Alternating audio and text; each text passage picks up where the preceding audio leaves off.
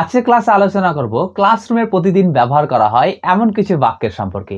আর এই বাক্যগুলি তোমরা যদি জেনে নাও তাহলে এরপর থেকে তোমরাও ক্লাসরুমে প্রতিদিন ইংরেজিতে কথা বলতে পারবে। আর হ্যাঁ, একবার যদি ক্লাসটা দেখে বুঝতে না পারো তাহলে বারে বারে রিপিট করে ক্লাসটা দেখে নিও, তাহলে তোমাদের সফলতা আসবে। তাহলে চলো সেই বাক্যগুলি জেনে নিই। শুনে বলো, লিসেন অ্যান্ড রিপিট।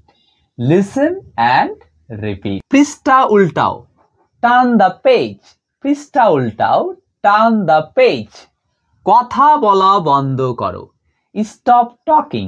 কথা বলা বন্ধ করো, স্টপ টকিং। হাত ওপরে তোলো, রেজ ইয়োর হ্যান্ড।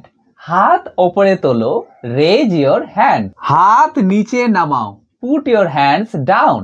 হাত নিচে নামাও, পুট ইয়োর হ্যান্ডস ডাউন। তোমার বই দূরে রাখো, put away your books. Put away your books. আবার বলো, সে অ্যাগেইন।